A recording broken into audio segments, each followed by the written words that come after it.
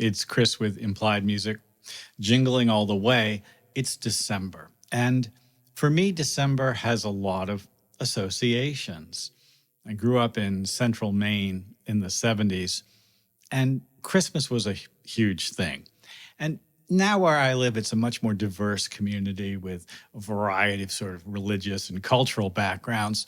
But Christmas music, for me as a child, was a portal to a kind of a new world, a different world. The classical music, like, Handel's Messiah, all the carols that were associated with church, and then the really fun secular Christmas tunes. Now, they all have a place in a musician's repertoire. And I want to talk today about how the Christmas music that I learned, when I was a young person really helped me understand theory. And I guess also that big question, just what is the Christmas chord?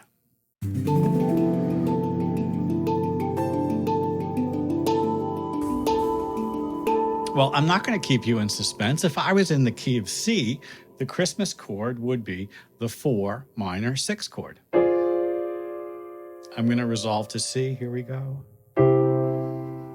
Well, there's a number of reasons for that. And I think mostly they have to do with, habit, stuff that we've heard a bunch of times. Now, you probably know that the Christmas carols that we sing, like Silent Night, written by a minister, right?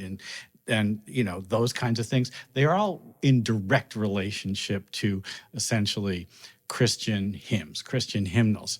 And as a result, they make an excellent study for basic functional harmony. Basic functional harmony underpins the songwriting of the 30s and 40s as well. And I think that's actually where I want to start. And the song that I'd like to start with is Irving Berlin's White Christmas. And it's not lost on me that Irving Berlin was a great Jewish songwriter, but he's written one of the great Christmas songs. And in the key of C, because it's easier to visualize, we're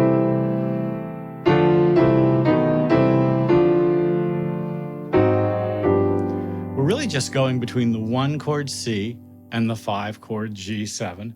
And now we're at the 4 chord, 5, 7 to 1. So we really haven't gotten terribly far away. This would all feel very comfortable to sort of church-going singers and stuff, right? And going on, the 1 chord becomes dominant. In other words, C became C7. C7 is the 5 of F. And then the F chord turns into the Christmas chord, F minor 6. And you can correct me if I'm wrong. In fact, I would love to hear an earlier example of a Christmas song that uses the 4 minor 6 chord.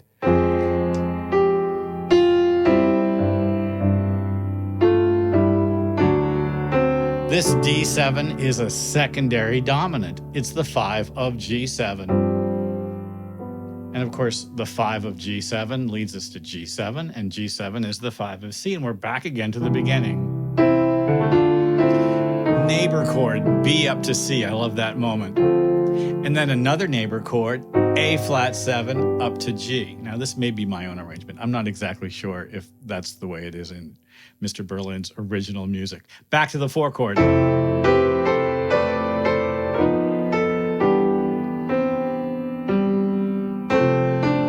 Here's that C dominant. And there's the 4 chord F, and then the 4 minor 6 chord. I just love that. G diminished, so beautiful, which acts like a A7 chord. G diminished has the tritone from A7 in it.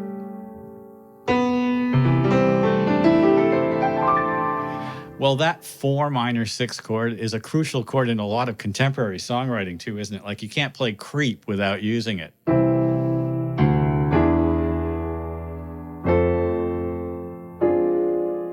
I'm a creep.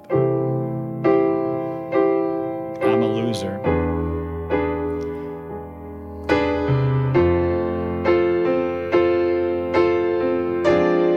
It's also in Olivia Rodrigo's Vampire, and there's a Billie Eilish song from last year that uses it as well. And, for the first time in many years, Mariah Carey has been dethroned as the queen of the top 10 in Christmas music, but All I Want for Christmas Is You for the longest time was the big thing. So let's do that in G, and the melody just goes right up the G chord. I don't want a lot for Christmas, right? There's just one thing that I need, and it goes to C, and you know what happens next. Underneath the Christmas tree. That's the 4 minor 6 chord. In other words, we went G, C, C minor 6, back to G. The Christmas chord is 4 minor 6. But of course, it's not the only way to skin the Christmas cat. God, that's a horrible expression, isn't it? I love I guess I would just call them secular Christmas tunes. And, my girlfriend's favorite Christmas song is I Want a Hippopotamus for Christmas, which really, that takes us back. But a tune like Santa Claus is Coming to Town has a real kind of rock and roll vibe. It kind of goes C, C7, F, and then F minor. Well, there's that 4 minor chord again. But I love this bass line. Right? There's the C7, F, F minor.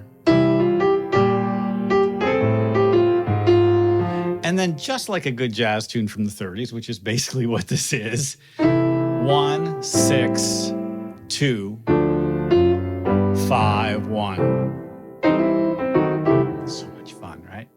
And in Santa Claus is Coming to Town, the bridge goes to the 4 chord, just like any good Beatles tune. But it doesn't go directly to the 4 chord. In fact, what happens is so cool. There, I just finished. I'm in C. Now it's time to go to F. That's the 4 chord, and it's a whole new key level. So like a jazz tune, we're going to play 2, 5, 1 to F. 2, 5, 1. G minor 7, C7, F. And the melody on top is, so much fun. It's a little creepy. He sees you when you're sleeping. And then another kind of secondary dominant trip. We're going to go to G, so A minor 7.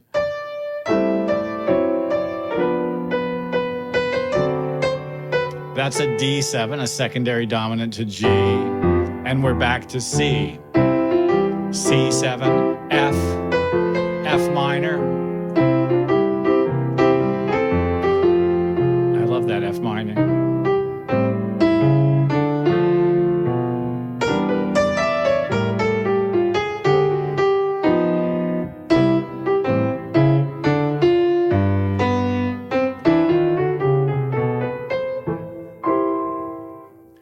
Now, I couldn't finish, and we just have to, I always like to take it one step further without interjecting my favorite sort of holiday drop it in piece of music, which feels to me almost medieval. It's ancient sounding, right? And it's Carol of the Bells. And Carol of the Bells is especially cool because it uses what we call the Andalusian bass. That's 1, flat 7, flat 6, 5, and it's kind of the hit the road jack bass line, isn't it? Very bluesy.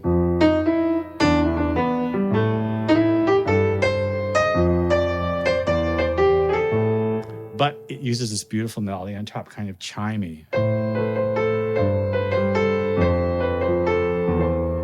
And then in thirds.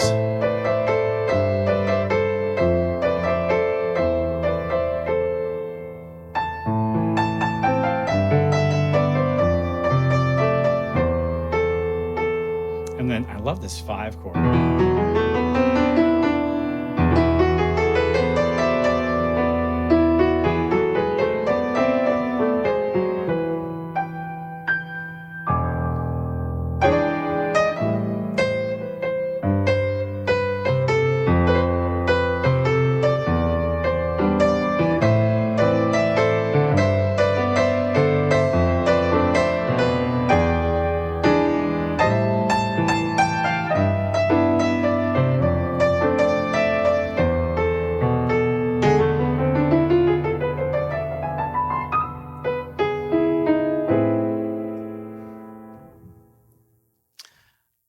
Go out and sing in the Messiah. You don't have to be Christian to do it.